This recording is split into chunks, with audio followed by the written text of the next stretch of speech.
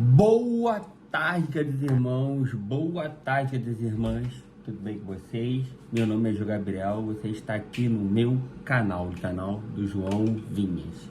Canal esse dedicado a nossas leituras bíblicas, leituras de livros e tudo mais do universo gospel. Dê um like, compartilhe esse vídeo, se inscreva no canal, ative o sininho das notificações, deixe aqui nos comentários sobre de oração. Eu vou gostar muito de orar com você e por você. Hoje vai ler o livro de Gênesis, capítulos 7 e 8, não é? Deixa eu ver aqui. Gênesis 7 e 8. Começar pela leitura bíblica do livro de Gênesis. Gênesis. Maia pra cá. 7 e 8. Gênesis, capítulo 7. Diz o Senhor a Noé: entra na arca, tu e toda a tua casa, porque reconheço que tens sido justo diante de mim no meio desta geração. De todo animal limpo levarás contigo 7 pares, o macho e sua fêmea, mas dos animais imundos, um par, o macho e sua fêmea. Chegou de manhã, tá?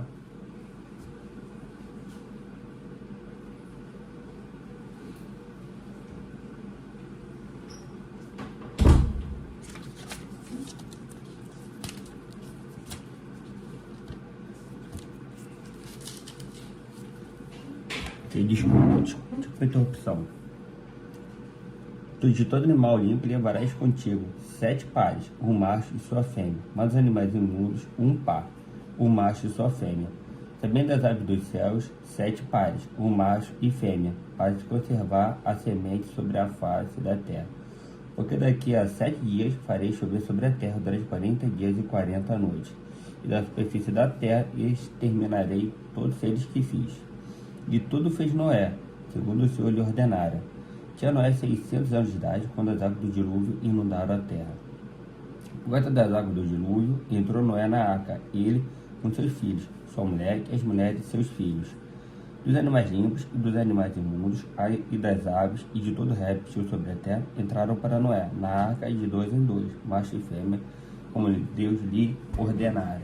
E aconteceu o que? Depois de 7 dias, vieram sobre a terra as águas do dilúvio. No ano 600 da vida de Noé, aos 17 dias do segundo mês, esse dia romperam-se todas as fontes do grande abismo, e as comportas dos céus se abriram. E houve copiosa chuva sobre a terra, durante 40 dias e 40 noites. Esse mesmo dia entraram na arca Noé e seus filhos, Sem, Cã e Jafé. Caraca, Maia, para! Sua mulher e as mulheres de seus filhos, eles e todos os animais segundo as suas espécies, todo gado segundo as suas espécies, todos os répteis que estejam sobre a terra segundo as suas espécies, todas as aves segundo as suas espécies, todos os pássaros e tudo o que tem asa. De toda a carne em que havia fôlego de vida, entraram os 2 em 2 para Noé na arca. Eram macho e fêmea os que entraram de toda a carne, como Deus lhe havia ordenado. E o Senhor fechou a porta após ele.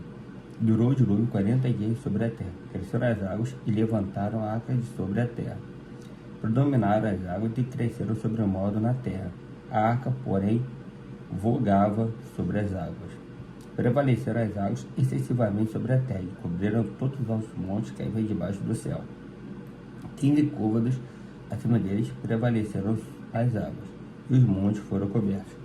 Pereceu toda a carne que se movia sobre a terra, tanto de aves como de animais domésticos, de animais selváticos, e de todo enxame de criaturas que povoam a terra e todo o homem. Tudo o que tinha fôlego de vida em suas narinas, tudo que havia em terra seca, morreu. Assim foram exterminados todos os seres que havia sobre a face da terra, o homem e o animal, os répteis e as aves dos céus foram extintos da terra. Ficou somente Noé e os que com ele estavam na arca. E as águas durante 150 dias predominaram sobre a terra.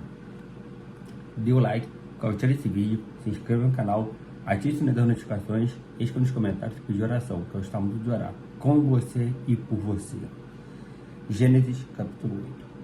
Lembrou-se Deus de Noé e de todos os animais selváticos e de todos os animais domésticos que com ele estavam na arca. Ele fez soprar um vento sobre a terra e baixaram as águas.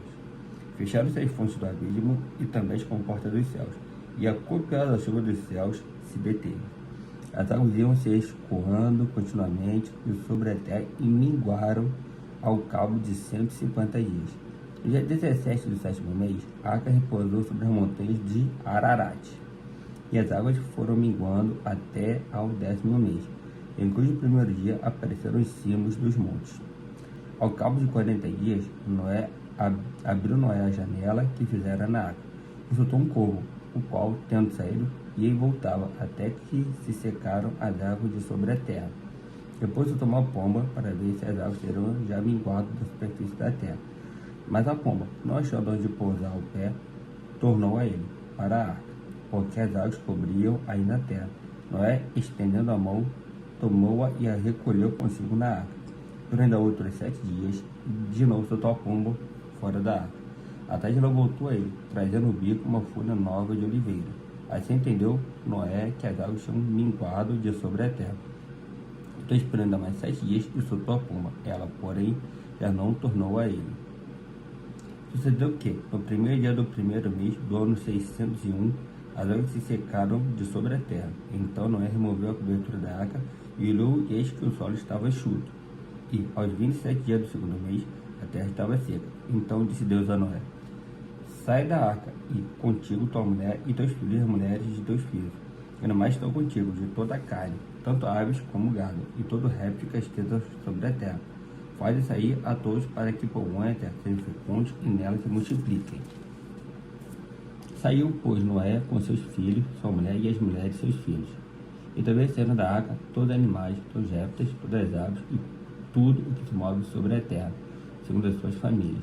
Levantou Noé um altar ao Senhor e, tomando os de animais limpos e de aves limpas, ofereceu holocausto sobre o altar.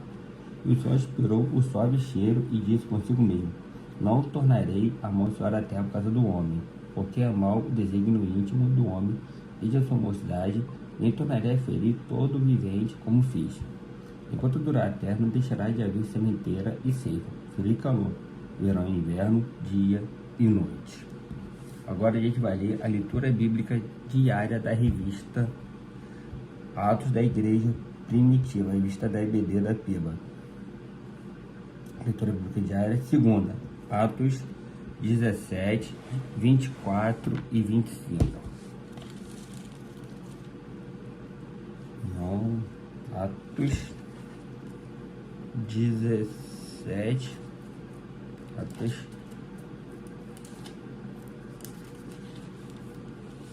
17. Será que a folha de Bíblia é fininha, meu irmão? Quer saber como a gente faz essas folhas fininhas? De qual planta, de qual árvore? Como eles fazem uma folha tão fininha e tão frágil? 17, 24 e 25. O que Deus fez com o mundo e tudo que nele existe, sendo ele Senhor dos céus e da terra, não habita em santuários feitos por mãos humanas, nem é servido por mãos humanas, como se de alguma coisa precisasse, pois ele mesmo é quem a todos dá vida, respiração e tudo mais. Agora a gente vai ler o livro Uma Vida com Propósitos, de Rick Warren, dia 34.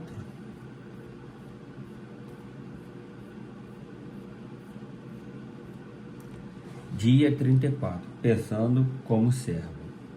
Meu servo Caleb pensa diferente e me segue de maneira plena. Números 14, 24. Gênesis, Êxodo, Levítico, Números 14,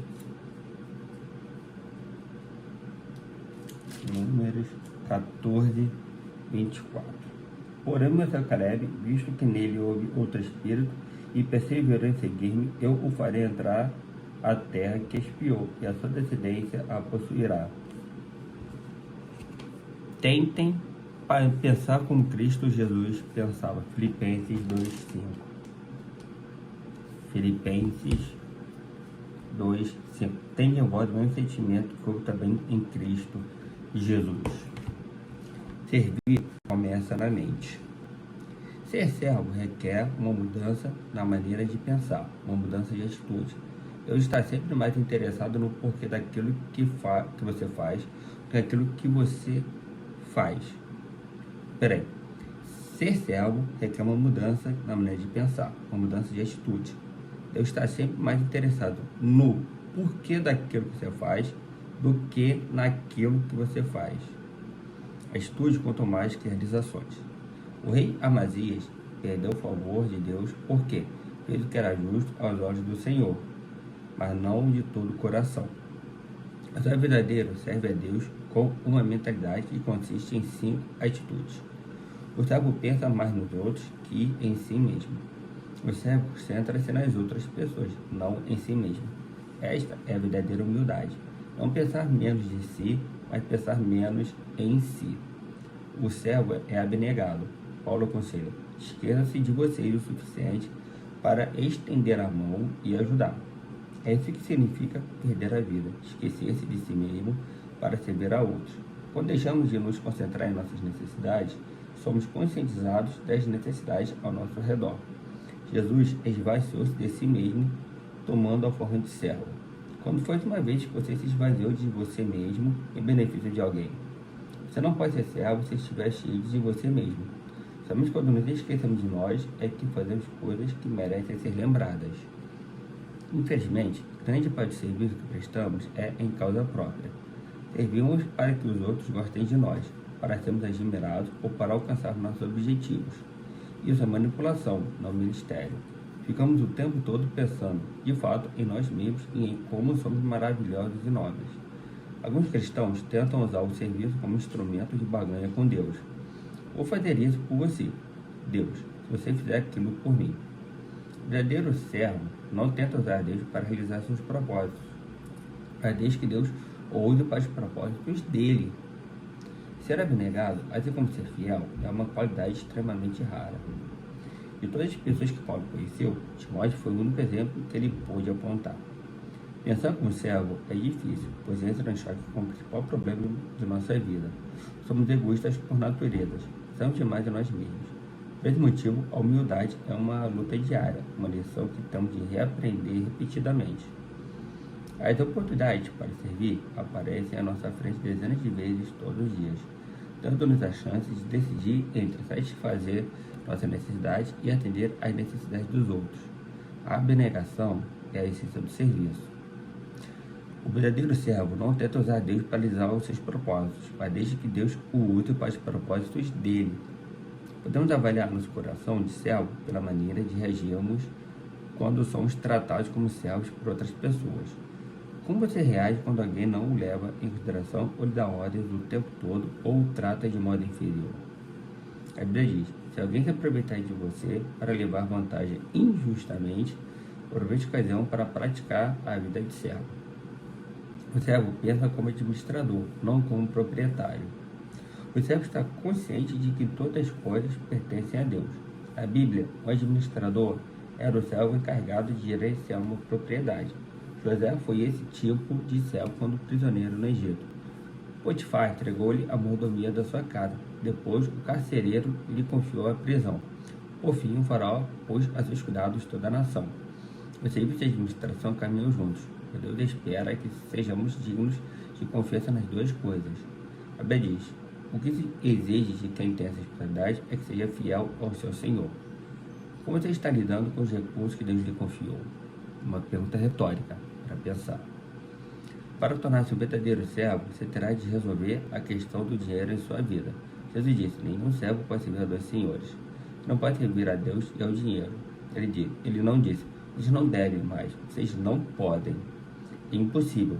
Vir para o ministério e vir para o dinheiro são objetivos que se excluem mutuamente. Qual deles você escolhe? Se você for servo de Deus, não poderá fazer nenhum trabalhinho por fora. Todo o seu tempo pertence a Deus. Ele exige lealdade exclusiva, não fidelidade de mente experiente. É o dinheiro que tem o maior potencial para substituir Deus em nossa vida. O materialismo é responsável por desviar as pessoas do serviço de Deus mais que qualquer outra coisa. Elas dizem: depois que atingir meus objetivos financeiros, vou servir a Deus. É uma decisão tola, pela qual se arrependerão por toda a eternidade. Quando Jesus é seu mestre, o dinheiro serve você, mas se o dinheiro for seu mestre, você se tornará escravo dele. A riqueza não é absolutamente pecado, a deixar de usá-la para a glória de Deus, sim. Os servos de Deus sempre se preocupam mais com o mistério que com o dinheiro. A Bíblia é extremamente clara. Deus usa o dinheiro para saber se você é um servo fiel. Foi por isso que Jesus falou mais sobre o dinheiro que sobre o seu inferno. Ele disse, assim, se você não for digno de confiança e lidar com as riquezas deste mundo ímpio, quem confiará as verdadeiras riquezas a vocês? A forma de você gerenciar o dinheiro afeta a quantidade de bens e bênçãos que Deus derrama sobre sua vida. No capítulo 31, mencionei 2 tipos de pessoas, construtores do reino e construtores de riquezas. Ambos são bons em fazer os negócios crescerem, fechar acordos ou vendas e obter lucro. Os construtores de riquezas continuam a acumular fortunas para si, independentemente de quanto tenham alcançado. Mas os construtores do reino mudam as regras do jogo. Eles ainda tentam ganhar tanto dinheiro quanto for possível, mas fazem isso para distribuí-lo. Usam a riqueza para financiar a Igreja de Deus e a sua missão no mundo. Na Igreja Saddleback, temos um grupo de diretores de empresas e empresários que tentam contribuir da melhor maneira. Eles costumam fazer doações, à medida de suas possibilidades, para promover o reino de Deus. Antes você a conversar com seu pastor e iniciar um grupo de construtores do reino em sua igreja. Você medita sobre seu próprio trabalho, não no que os outros estão fazendo. O servo de Deus não fica fazendo comparações, não critica nem compete com os outros servos ou com os demais ministérios. Está muito ocupado realizando a tarefa que Deus lhe designou. A competição entre os servos de Deus é absurda por muitas razões. Estamos todos no mesmo time. Nosso objetivo é fazer que Deus seja visto, não nós mesmos. Recebemos diferentes atribuições e cada um tem uma forma exclusiva. Hora de molesta. Isso significa que não devemos ficar fazendo comparações, como se um fosse melhor que o outro. Temos coisa mais importante a fazer na vida. Ninguém é melhor do que ninguém. Cada pessoa tem um valor singular e inestimável.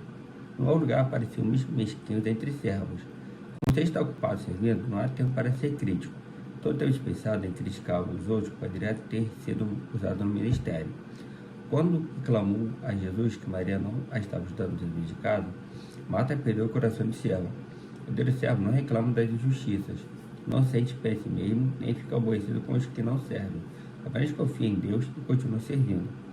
Não é nossa função avaliar os outros servos do Mestre. A Bíblia diz, quem é você para criticar o servo de alguém? O Senhor determinará se seu servo foi bem-sucedido ou não.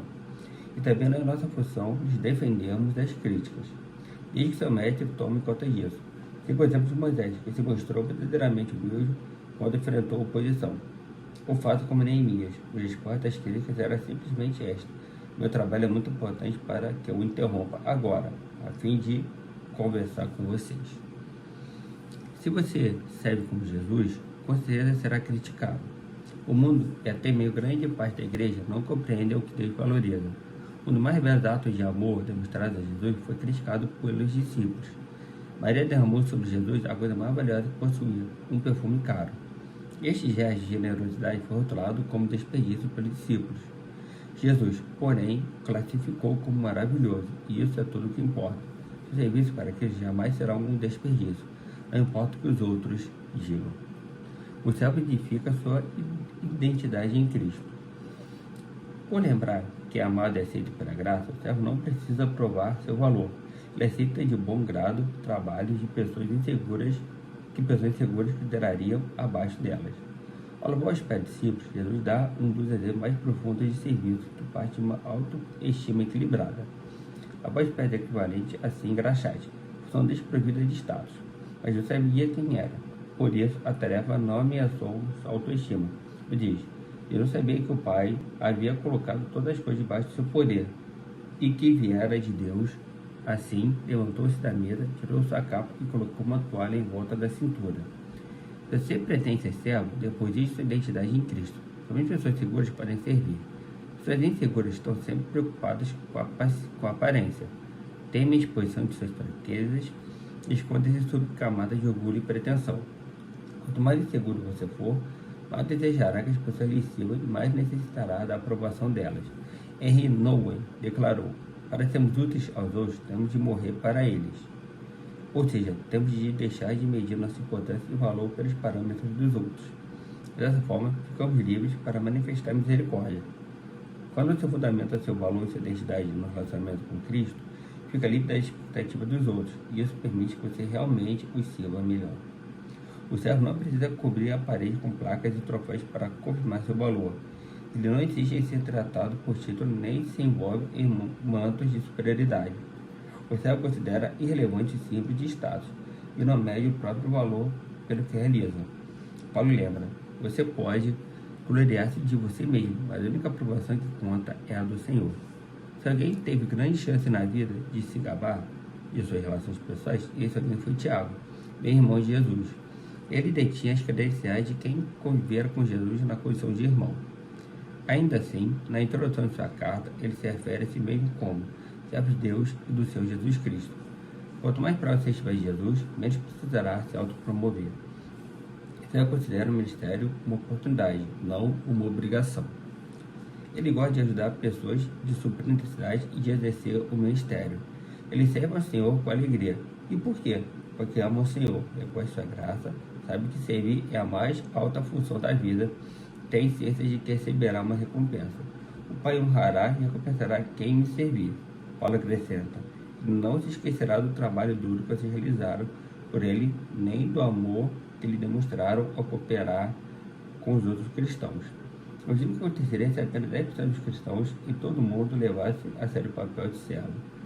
Imagino todo o bem que poderia ser feito. Você está disposto a ser uma dessas pessoas? Não importa a sua idade, pois vai usá-lo logo que você começar a agir e pensar como servo. Albert Schweitzer declarou: entre todos vocês, as pessoas realmente felizes são aquelas que aprenderam como servir. Dia 34, pensando sobre o meu propósito de vida, tema para reflexão. Para ser servo, devo pensar como servo. Versículo para memorizar: seja a atitude de vocês a mesma de Cristo Jesus. Filipenses 2, 5. Filipenses está lá no final da Bíblia. Filipenses 2, 5. Tem de vós o mesmo sentimento que houve também em Cristo Jesus. Agora eu vou ler a devocional no aplicativo Glorify. Glorify, cadê o Glorify?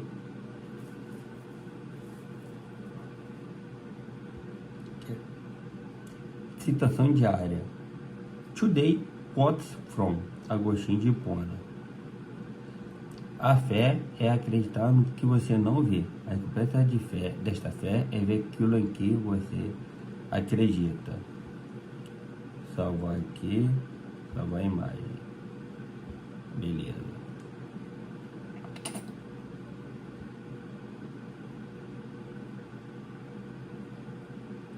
Passagem Gênesis 16, de 7 a 13. Gênesis, nem cheguei lá ainda. Gênesis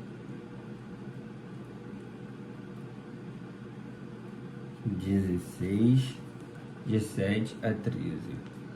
Tendo achado o anjo do Senhor junto a uma fonte de água no deserto, junto à fonte no caminho do sul, disse-lhe: Agar, servo Sarai, de onde vens e para onde vais? Ele respondeu: fujo da presença de Sarai, minha senhora. Então lhe disse o anjo do Senhor: volte para a tua senhora e humilha-te sob suas mãos. Disse-lhe mais o anjo do Senhor: multiplicarei sobre a modo a tua descendência, de maneira que, por numerosa, não será contada. Disse-lhe ainda o anjo do Senhor: concebeste e darás à luz um filho, a quem chamarás Ismael, porque o Senhor te acudiu na tua aflição. Ele será entre os homens como um jumento selvagem. A sua mão será contra todos, e a mão de todos contra ele. E habitará fronteiro a todos os teus irmãos. Então ele invocou o nome do Senhor, que lhe falava: tu és Deus que vê. Pois disse ela: não olhei eu neste lugar para aquele que me vê? Gênesis 16, 6 a 13. Gênesis vem da palavra grega que significa origem.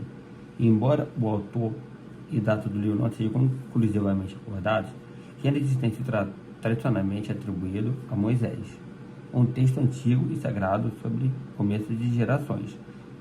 Entende Gênesis como a página inicial da grande narrativa de Deus. É o ato de abertura da incrível história da criação. pecado e redenção que ainda impacta todas as partes de nossas vidas hoje. Gênesis capítulo 16, versículo 7. Onde o Senhor encontrou Agar perto de uma fonte no deserto, no caminho de sul. Versículo 8. E perguntou-lhe: Agar, serva de Sarai, de onde você vem? Para onde vai? Respondeu ela: Estou fugindo de Sarai, minha senhora. Versículo 9. Disse-lhe então o anjo do Senhor: Volte a sua senhora, sujeite-se a ela. Versículo 10. Disse mais um anjo: Multiplicarei tanto seu descendente que ninguém os poderá contar. Versículo 11. Disse-lhe ainda o anjo do Senhor: Você está grávida e terá um filho, e dará o nome de Ismael, pois não ouviu em seu sofrimento. Versículo 12. Ele será como um jumento selvagem, sua mão será contra todos, e a mão de todos contra ele. Ele viverá em hostilidade contra todos seus irmãos. Versículo 13. Este foi o nome que ela deu ao Senhor, que lhe havia falado: Tu és Deus que me vê. Ou dissera: Terei eu visto aquele que me vê? Devocional. O que Deus te vê. Bem-vindo ao devocional de hoje. Esta é uma nova semana, um novo começo. Respire fundo enquanto se acomoda neste espaço de paz e tranquilidade. Você já se perguntou o que Deus poderia realizar em você e por meio de você nos próximos 7 dias? Que tal fazer a decisão agora de passar esta semana com Jesus?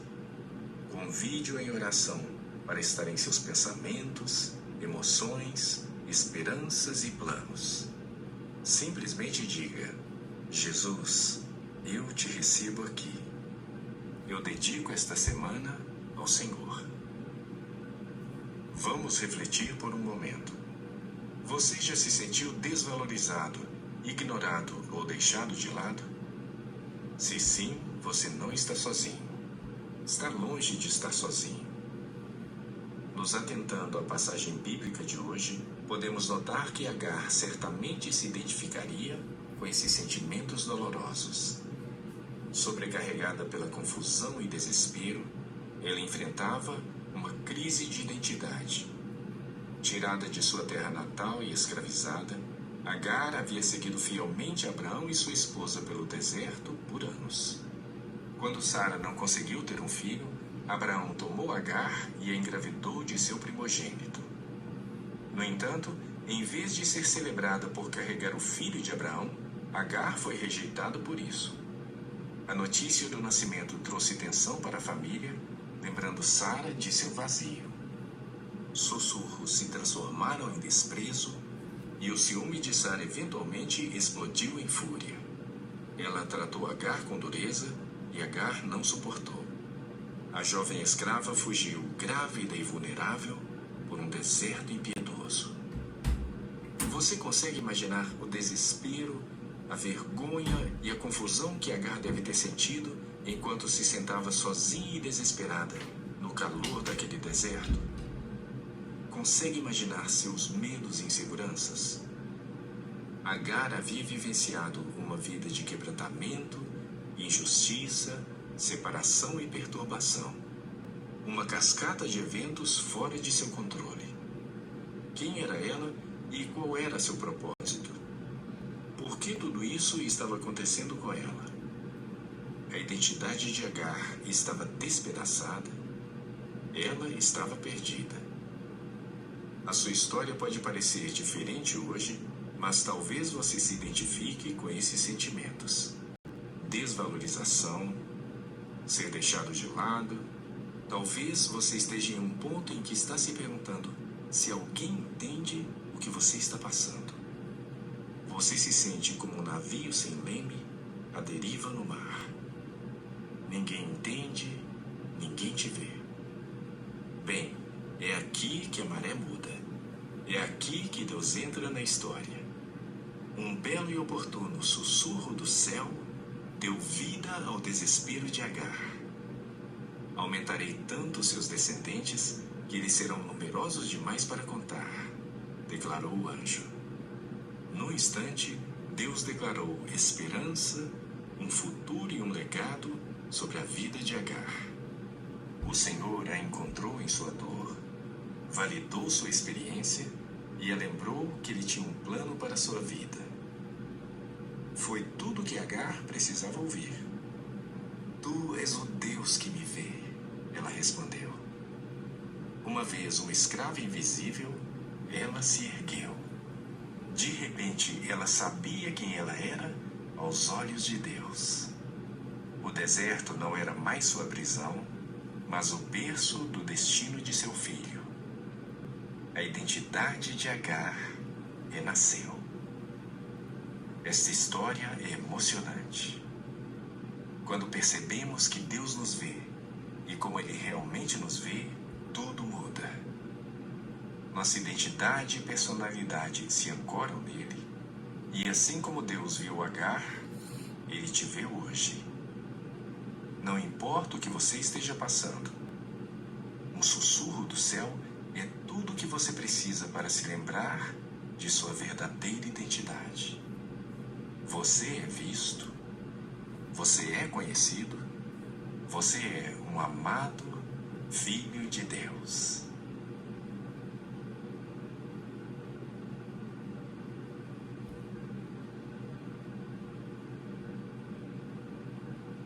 Oração, o que Deus te vê. Reflita e ore comigo. Neste momento de reflexão, permita-se sentir plenamente a presença reconfortante de Deus. Respire fundo e abra o seu coração para o mesmo sussurro do céu que Agar experimentou. Convide Jesus a se fazer presente em cada aspecto da sua vida nesta nova semana que se inicia.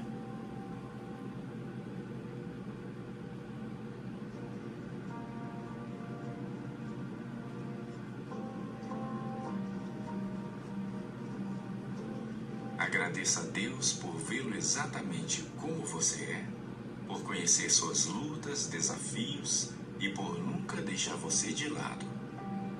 Agradeça por Ele ter um plano para a sua vida, assim como tinha para Agar, e por Ele sempre trabalhar para o seu bem, mesmo nos momentos de maior desespero.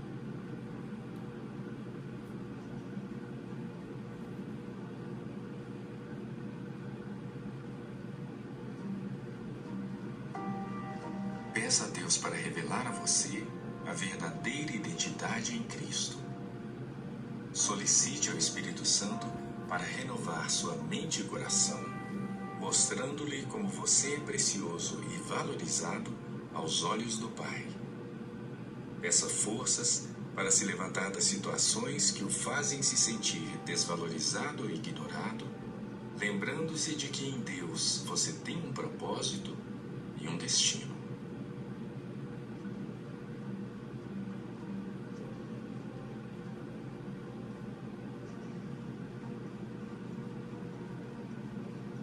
Vamos orar.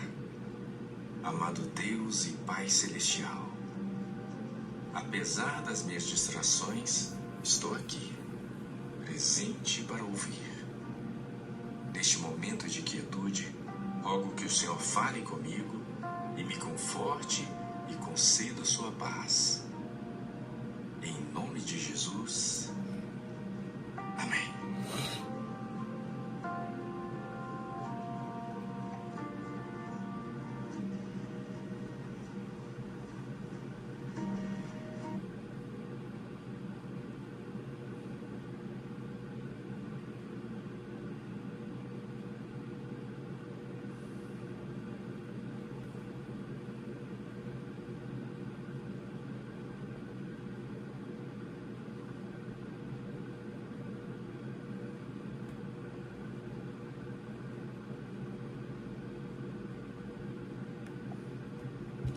Bom, e acabou aqui a nossa devocional de hoje.